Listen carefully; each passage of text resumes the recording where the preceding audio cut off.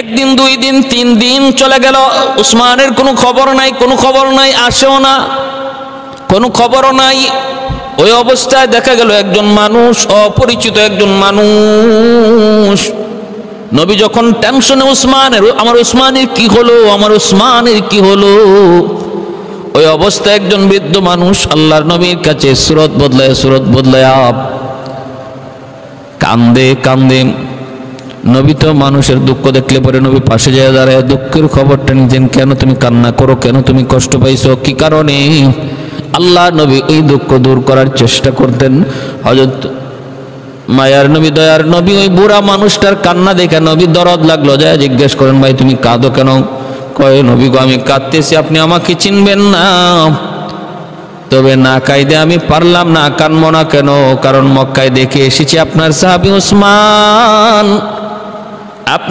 উসমান, যারে আপনি পাঠাইছেন দুধ বানাই আপনার, ওই উসমান যার মক্কার ঘরে ঘরে যার অবদান আছে, ঋণ আছে, সহযোগিতা আছে, ওই কাফেরগুলি আপনার সাহাবী উসমানকে হত্যা করে শুলিতে লটকায় রাখছে, তার দেহের সাথে অপমানজনক আচরণ করতেছি। এই দৃশ্যটা আমি দেখছি, দেখে আমার বড় কষ্ট লাগছে, তাই আমি কাঁদতেছি। ডাহা একটা মিথ্যা কথা, সত্য না মিথ্যা? একবারে জিতা মিশা কথা। কে সেটা? কয় ইবলিস। এই মিথ্যা কথাটা কইছে কেটা? কয় ইবলিস। কেন কইতেছে? কয় লাগাইবার জন্য, যুদ্ধ লাগানোর জন্য, বাজায় দেওয়ার জন্য। কারণ ইবলিস দেখতেছি ঘটনা কি, বাজে না কেন। ইবলিস প্ররোচনা দিয়া, ওয়াসওয়াসা দিয়া প্রথমে 50 জন পাঠাইলো বাজানোর জন্য, দেখে বাজে না, মুহাম্মদ এদেরকে আবার মুক্ত করে দিয়ে দিছে। আবার 50 জন আসছে, ওখানেও বন্দি করা অবস্থায় মুহাম্মদের কাছে আনার পর তিনি আবার আজাদ করে দেয়। শয়তান ইবলিস কয়, ঘটনা কি? আমি তো লাগাইতে পারতেছি না, বাজাইতে পারতেছি না, কেমন করে বাজানো যায়? ইবলিস তখন মনে মনে চিন্তা করলো, ওসমান হত্যার খবর যদি আমি মুহাম্মদ এবং তার সঙ্গীদেরকে দেই, তাহলে আমার মন বলে ওরা এতে ক্ষিপ্ত হইয়া তখন যুদ্ধ করার জন্য মক্কায় ঢুকে যাবে, গন্ডগোল তখন বাজানো যাবে। এজন্য মিথ্যা খবর নবীর কাছে রটাইয়া দিল ইবলিস। আল্লাহ নবী, রহমতের নবী, তিনি তো গায়েব জানেন না। মায়ার নবী, তিনি তো আর গায়েব জানেন না। দয়ার নবী, তিনি চিন্তায় পড়ে গেলেন, মাথায় হাত দিয়ে দিলেন। তিনি তো ভাবতেছেন ঘটনা এমনই হবে, নতবা ওসমান 3 দিন হয়ে যায়, আসে না কেন? হয় ওসমানকে বন্দি করেছে, নয় আমার ওসমানকে হত্যাই করেছে। যদি এই বুড়া মানুষের কথা সত্য হয়, হত্যাই করেছে। মায়ার নবী তখন সাহাবায়ে কেরামদেরকে বলেন, সাহাবীরা তাবু, উমরা করি না করি সেটা পরের কথা, আগে আমার ওসমান হত্যার বিচার করতে হবে। আমার উসমানের বদলা না নিয়ে আমি নবী মদিনার দিকে কদম দিব না। কারা কারা আমার সাথে একমত, আমার হাতে হাত রেখে বায়াত গ্রহণ করো। আল্লাহ নবী বললেন, আমরা উমরা করি কি করব কি করব না সেটাও বড় কথা নয়, এখন বড় কথা হলো দুধ হত্যা করা আন্তর্জাতিক আইন অপরাধ। আমার উসমানের কি দোষ? আমি তো তারে দুধ বানায় পাঠাইছি। অপরাধ যদি থাকে আমার হবে, যদি আমার কিছু করতে পারে, কিন্তু আমার উসমানের কোনো দোষ নাই, কোনো অন্যায় নাই, কোনো অপরাধ নাই, কারণ সে দুধ। অতএব এই দুধ হত্যা আন্তর্জাতিক আইন ও দণ্ডনীয় অপরাধ। আসো, আমার উসমানের বিচার না নিয়া, উসমান হত্যার বদলা না নিয়া আমরা কেউ মদিনায় যাব না। যদি এই কথায় একমত হও, আমি নবীর হাতে হাত রেখে বায়াত গ্রহণ করো, শপথ গ্রহণ করো। সুবহানাল্লাহ। আল্লাহ নবী খালি নরম না জায়গা মতো গরম? ইসলাম নিজেকে জায়গা মতো নরম হতেও বলে, জায়গা মতো গরম হতেও বলে। মুহাম্মাদুর রাসূলুল্লাহ ওয়াল্লাযীনা মা'হু আশিদ্দাউ আলাল কুফফারি রুহামাউ বাইনাহুম তারাহুম রুকআন সুজ্জাদান ইয়াবতাগুনা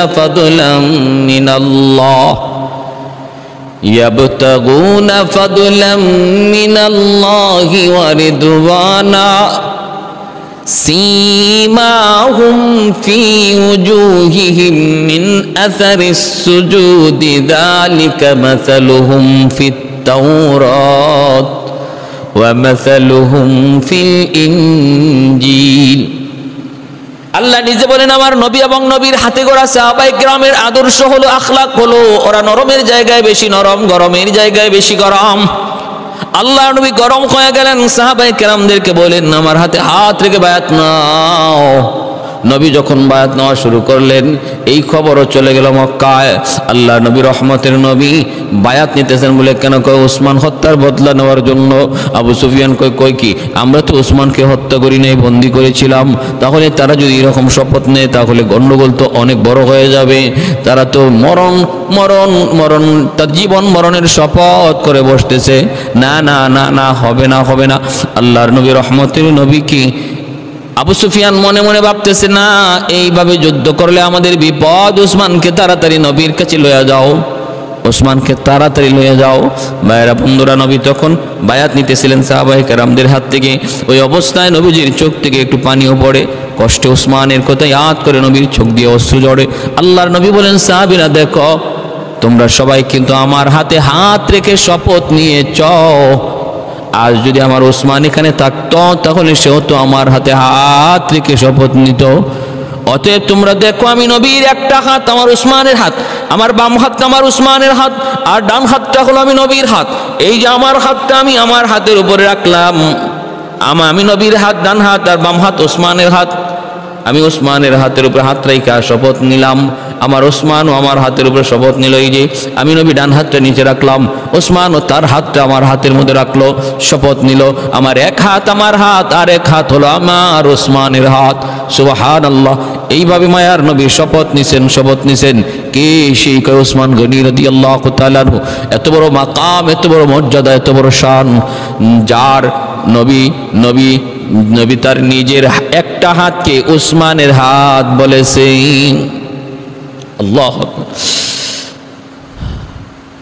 जान से और माल से इमदाद किया जो, जान से और माल से इमदाद किया जो, हजरत ज़िन्नूरैन है यो शान सहाबा, हजरत ज़िन्नूरैन है यो शान सहाबा। ऐलान कर काबा में किया जिसने इबादत, फारूक लक़ब नाम उमर शान सहाबा, फारूक लक़ब नाम उमर शान सहाबा। मुआविया तेरा नाम से इस्लाम रखेगा, दुनिया की सियासत में तेरा नाम रहेगा, दुनिया की सियासत में तेरा नाम रहेगा। अल्लाह अकबर। मुआज्जज हाजिरिन, এবার আবু সুফিয়ান তাড়াতাড়ি করে হযরত ওসমান গনিকে মায়ার নবীর সামনে হাজির করলো হুদাইবিয়ায়। হাজির করে বলতেছে, কে বলছে আমরা ওসমানকে হত্যা করছি, নেন আপনার ওসমানকে নিয়ে যান। আল্লাহ নবী অবাক হয়ে গেলেন। নবী তখন বুঝলেন, হ্যাঁ তাহলে আগের খবর ছিল মিথ্যা খবর, বাজায় দেওয়ার জন্য এরকম ইবলিসের কারসাজি। আমাদের সমাজে এমন কিছু মানুষ আসেনি না নাই, যারা সমাজের দ্বন্দ্ব মিটাইতে চায় না, বরং সমাজের দ্বন্দ্ব আরো বাড়াইতে চায়। যারা ভেজাল মীমাংসা চায় না, মুখে কয় মীমাংসা কিন্তু ভিতরে চায় ভেজাল বাড়ো। আমার নেতাগিরি চলবে, আমার বাহাদুরি চলবে, আমার আমার আমার মূল্য বাড়বে, আমার এও টানবে হেও টানবে, এই চিন্তা করে যেই মানুষগুলা সমাজের ভেজাল কমাইতে চায় না, বরং বাড়াইয়া রাখতে চায়, জীবিত রাখতে চায়, মনে রাখবাই এরা শয়তানের প্রতিনিধি, শয়তানের খলিফা। শয়তান তার দায়িত্বটা ওদের কাজে বুঝাইয়া দিছে। শয়তান তার নিজের দায়িত্বটাই ওদের কাঁধে বুঝাইয়া দিয়া শয়তান এখন অন্য কাজে মশগুল আছে, আর এই কাজটা ওদেরকেই বুঝাইয়া দিছে। আল্লাহ তুমি হেফাজত করো, আল্লাহ হেফাজত করো, সহি বুঝ দান করো, আমিন। ভাইয়ের আমার, আল্লাহ নবী হযরত ওসমান গনিকে পেয়ে গেছেন। এবার নবী বলতেছেন, তোমরা যাইতে দিবা না আমাদেরকে মক্কায় তওয়াফ করতে? বলে না, আমরা আপনার সাথে একটা সন্ধি করতে এসেছি। নবী বলেন, কি সন্ধি? সন্ধিটা হলো আপনি এবছর চলে যাবেন এই বছর আপনাকে আমরা বাইতুল্লাহ তওয়াফ করতে দেব না, খানায় কাবা তওয়াফ করতে দেব না। আল্লাহ নবী রহমতের নবী বলেন, ঠিক আছে, সন্ধির শর্তগুলা তোমরা বলো আর কাগজ কলম লও। মায়ের নবী কাগজ কলম লইয়া সন্ধিগুলা লিখতে বললেন। নবী প্রথমে বলতেছেন, আগে লিখো সন্ধি কত বছরের জন্য? কয় 10 বছর। 10 বছরের জন্য এই সন্ধি। 10 বছরের ভিতরে আমরা কেউ কারো উপরে হামলা করব না, কেউ কারো উপরে কোনো জুলুম করব না, যুদ্ধ বিগ্রহ করব না। মক্কার সাথে মদিনার সম্পর্ক হবে ভালো, একে অপরে যাতায়াত থাকবে। কেউ কাউকে কোথাও পাইলো কেউ কারো জন্য দুশ্মন হব না। 10 বছরের জন্য আমাদের যুদ্ধ বিরতি, 10 বছরের জন্য আমাদের একে অপরের নিরাপত্তা। আল্লাহ নবী বলেন, ঠিক আছে, আমি মানলাম। এরপরে শর্ত কি? কয় 1 নম্বর শর্ত হলো এই বছর আপনাকে ফিরত যাইতে হবে মদিনায়। এই বছর মদিনায় ফিরত যাইতে হবে, আপনি তওয়াফ করতে পারবেন না। আগামী বছর আসবেন তওয়াফ করার জন্য, 3 দিনের বেশি থাকতে পারবেন না। বাকি কোনো অস্ত্র শস্ত্র কিছুই আনা যাবে না। এ ভাই, আরো শর্ত কি? কয় আর শর্ত হলো মক্কা থেকে কেউ যদি মদিনায় যায় আপনি তারে রাখতে পারবেন না, ফিরায় দিবেন। আমাদের কেউ যদি আপনার কাছে আশ্রয় নেয় আপনি তাকে জায়গা দিবেন না, ফিরাই দিবেন। কিন্তু আপনার কেউ যদি আমাদের কাছে আশ্রয় নেয় আমরা তাকে ফিরাই দেব না, আমরা তারে নিজের কাছে রেখে দেব। আল্লাহ নবী এটাও মানলেন। যখন এই প্রস্তাবগুলো নবী মানতেছেন, সাহাবায়ে কেরাম অবাক হয়ে গেলেন। হযরত ওমর ফারুক রাদিয়াল্লাহু তাআলা আনহু আল্লাহ নবীকে জিজ্ঞেস করে বসলেন, নবী গো, এগুলা কি করতেছেন, কি মানতেছেন? সবগুলি প্রস্তাব ওদের পক্ষে। কেন আমরা এত দুর্বল? কেন আমরা এদের কথাগুলি শর্তগুলি মেনে নিব?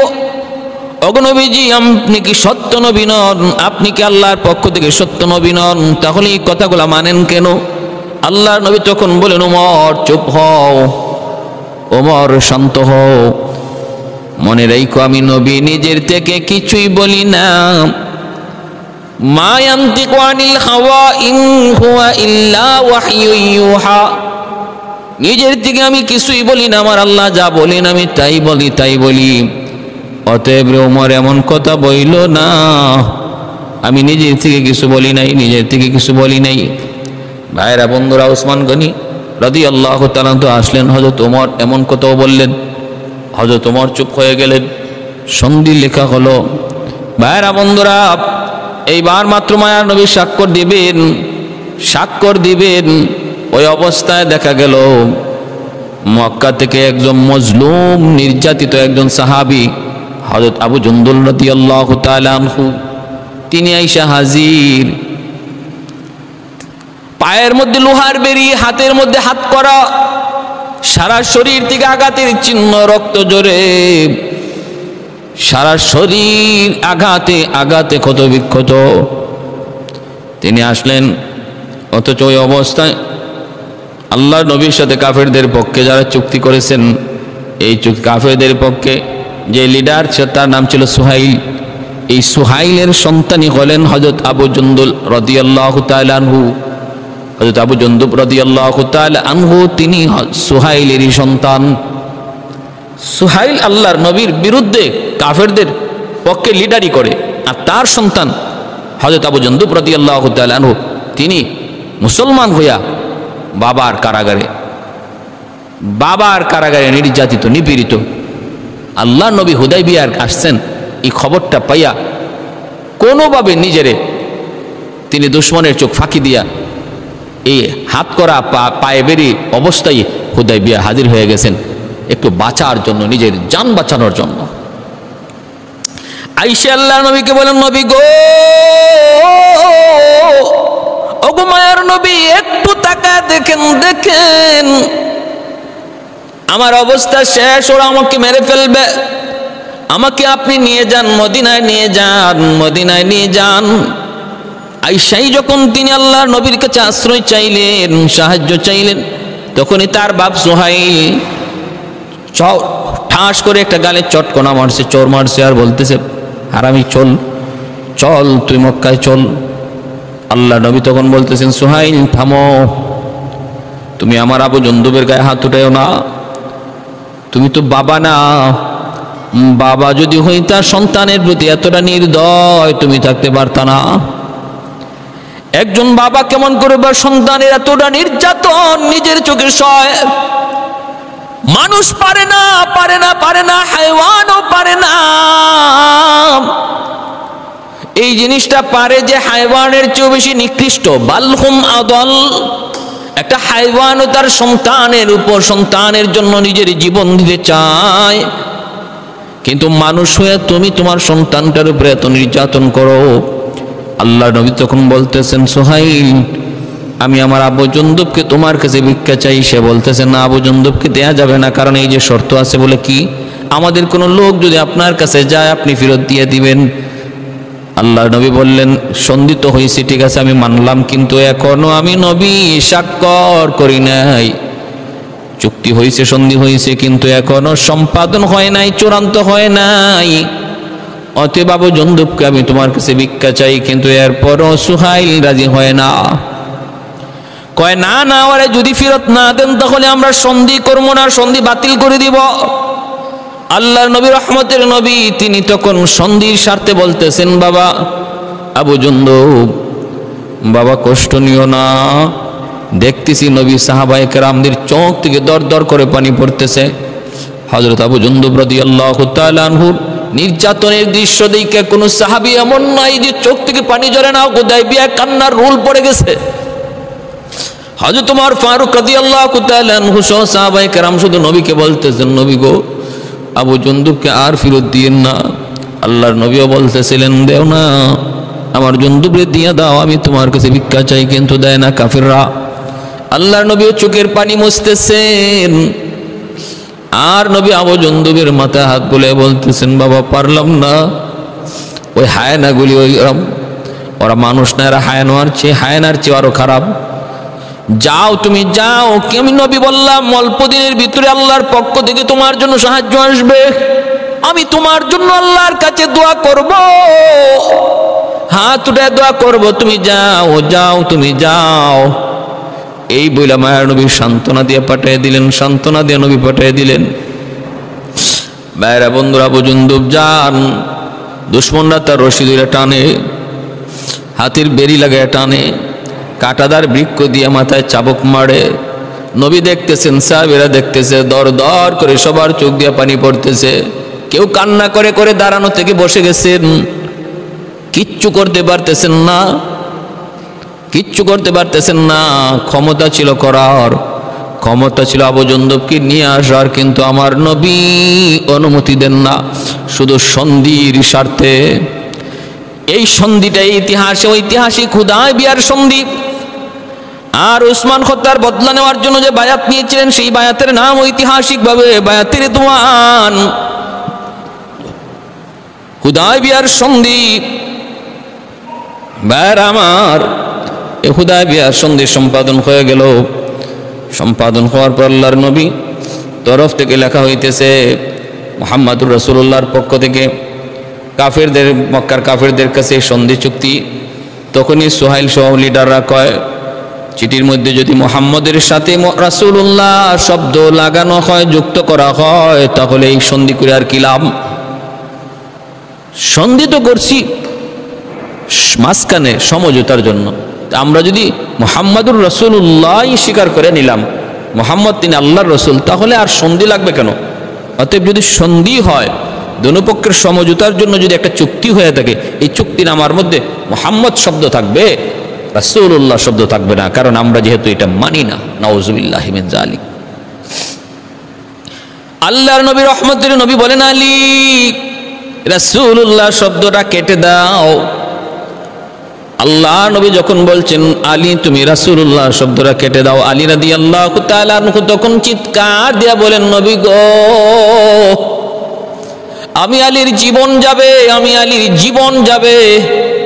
একবার না 10 বার জীবিত হব, আবার শহীদ হব, জীবিত হব, আবার মরব, তবু আমি আমার যে হাতে মুহাম্মাদুর রাসূলুল্লাহ লিখেছি, আমি আলী কখনো রাসূলুল্লাহ শব্দ কাটতে পারবো না গো নবী। মাপ চাই, মাপ চাই, আমি আলীর পক্ষে সম্ভব নয়, সম্ভব নয়।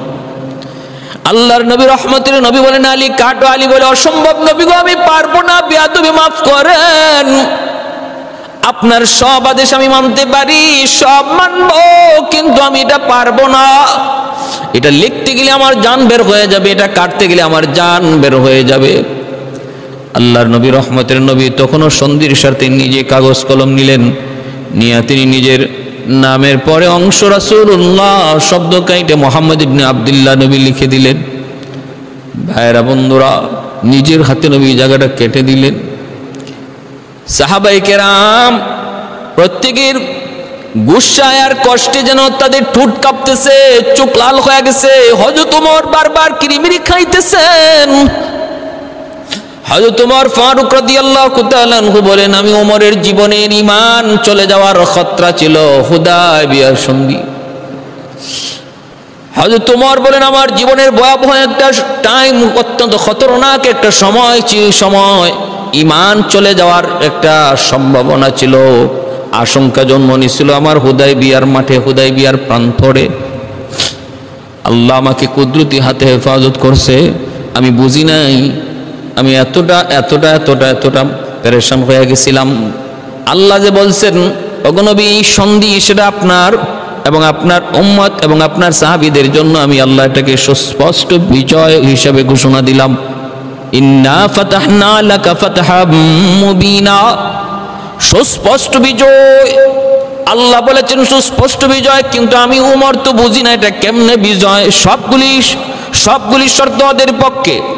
এমনকি আবু জুন্দুব আসলো, চোখের সামনে বাজ পাখি যেভাবে একটা মুরগির বাচ্চারে ছো মেরে নিয়ে যায়, টেনে ছিঁড়ে তারে খেয়ে ফেলে, আমাদের চোখের সামনে আবু জুন্দুবকে ওরা ওইভাবে নিয়ে যাচ্ছে। আবু জুন্দুব কলিজা ফাটা চিৎকার দিয়া কান্না করে আর বলতেছে, নবী গো, আমাকে আপনি ওদের হাতে দিয়েন না। যদি আপনি ওদের হাতে আমাকে দেন আর আমাকে জিন্দা পাবেন না, ওরা আমাকে হত্যা করে ফেলবে। ওগো নবী, আমার বাবা এটা বাবা নয়, আমার বাপ উনি বাপ নয়, ইনি হিংস্র, অত্যধিক হিংস্র। আল্লাহ নবী চোখের পানি মুছেন আর আল্লাহর কাছে দোয়া করেন, মালিক বান্ধবের জন্য সাহায্য পাঠাও। यही है तमन्ना, यही आरज़ू है, यही तो सुना है को जी चाहता है। यही है तमन्ना, यही आरज़ू है, यही तो सुना है को जी चाहता है। मदीना में जाओ, पलट कर न आओ, वही घर बनाने को जी चाहता है।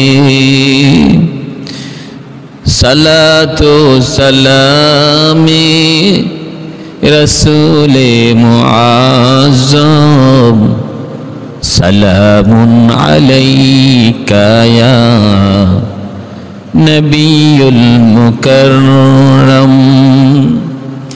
सलातो सलामी रसूले मुआज़्ज़म, सलामुन अलैका या नबीयुल मुकर्रम। यही है तमन्ना, यही आरज़ू है, यही तो सुना है को जी चाहता है। ভাইরা আমার, আল্লাহ নবী রহমতের নবী, দয়ার নবী, সন্ধি সম্পন্ন হওয়ার পর মায়ার নবী সাহাবায়ে কেরামদেরকে নিয়ে ফেরত চলে আসতেছেন।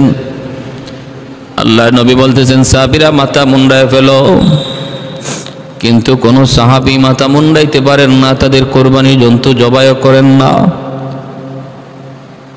কি অবস্থা হয়েছিল সাহাবায়ে কেরামের ভিতরে, কি কষ্ট, তারা এই সন্ধিটা মেনে নিতে পারতেছিলেন না। মায়ার নবী, যেই নবীর কথা তারা আদেশ করতে দেরি, নবীর কথা মানতে দেরি হয় না, ওই দিন নবী বলেন তোমরা মাথা মুন্ডাও, তোমরা ইহরাম খোলো, কিন্তু সাহাবীরা যেন কথা শুনেই না। হযরত উম্মে সালামা রাদিয়াল্লাহু তাআলা আনহা, আম্মা জান উম্মে সালামা রাদিয়াল্লাহু তাআলা আনহা, তিনি তখন বলতেছেন নবী গো, আপনি আগে মাথা মুন্ডান, আপনি আগে ইহরাম খুলেন, তাহলে হয়তো সাহাবীরা আপনার দেখা দেখি ইহরাম খুলবে। তাই হয়েছে, আল্লাহ নবী ইহরাম খুলছেন, সাহাবায়ে কেরাম ইহরাম খুলছেন। যাইতেছেন এর ভিতরে সূরা ফাতির আয়াত নাযিল হয়েছে, আল্লাহ বলেছেন সুস্পষ্ট বিজয়।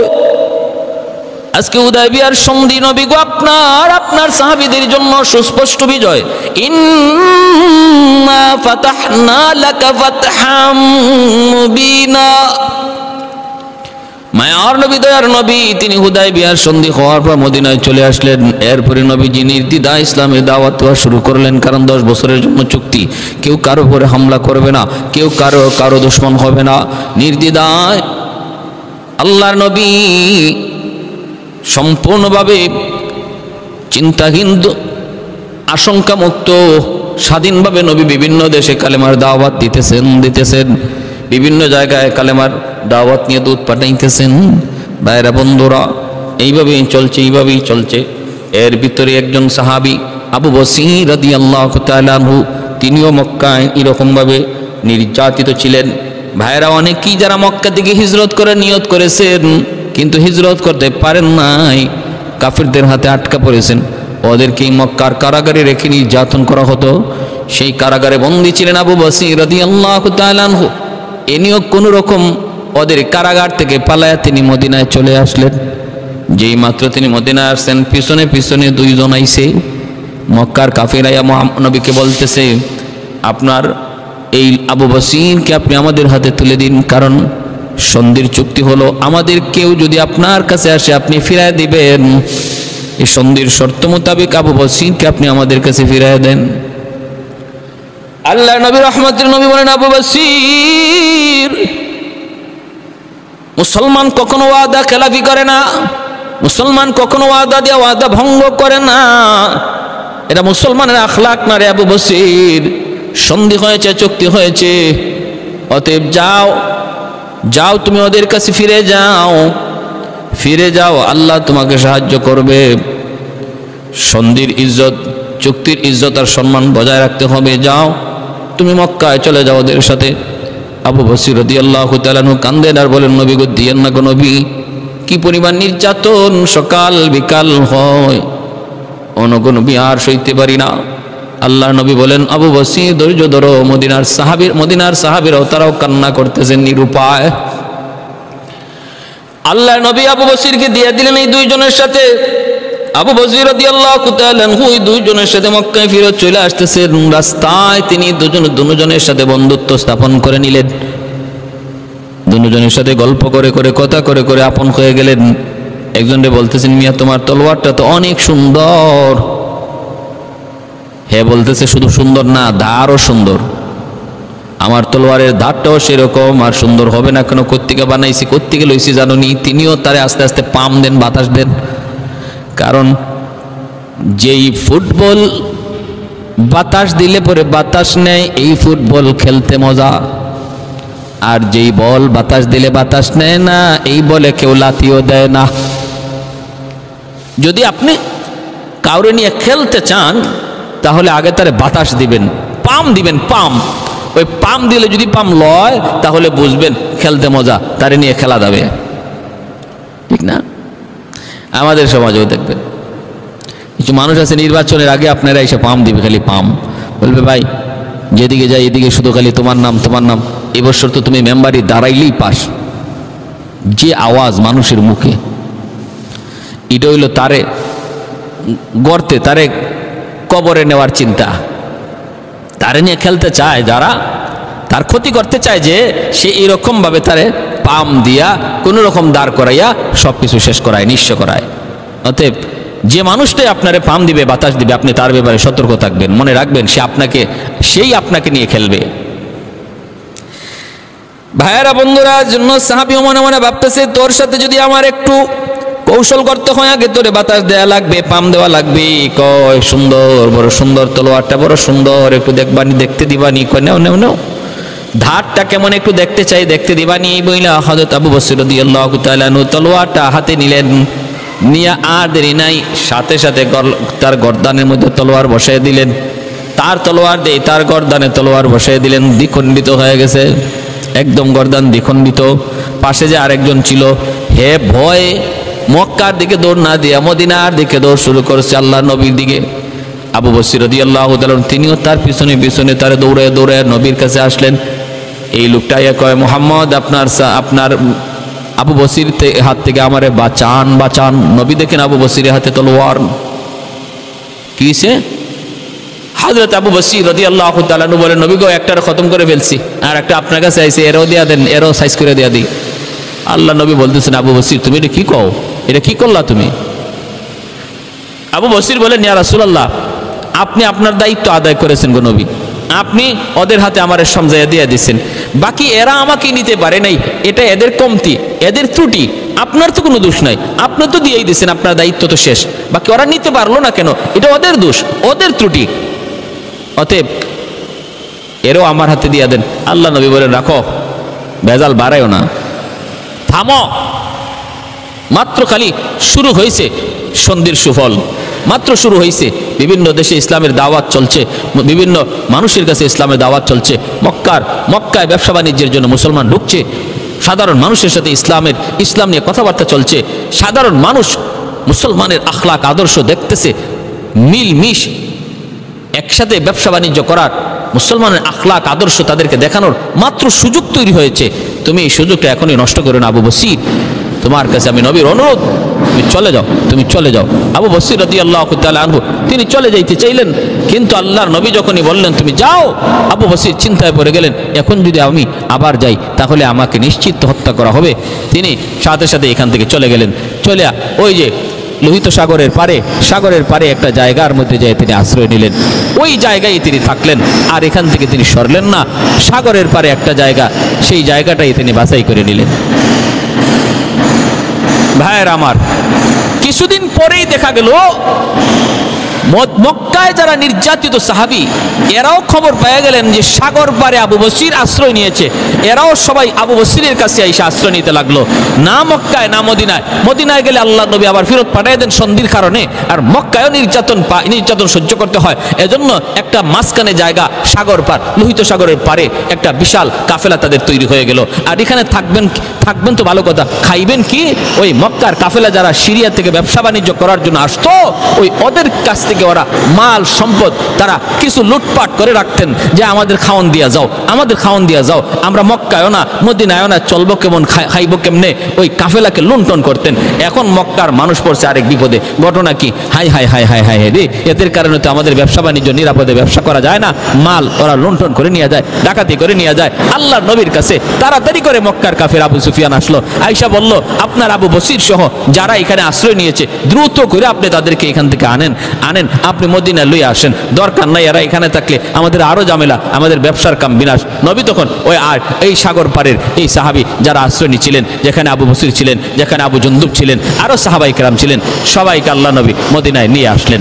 আমার ভাইয়েরা বন্ধুরা, কিন্তু এরপরে দেখা গেল সন্ধির মেয়াদ 10 বছর পুরা হতে পারে নাই, মাত্র 2 বছরের মাথায় মক্কার কাফেররা সন্ধি লঙ্ঘন করেছে। আর আল্লাহ নবী তারা সন্ধি ভঙ্গ করার পর মায়ার নবী মক্কা বিজয়ের প্রস্তুতি নিলেন।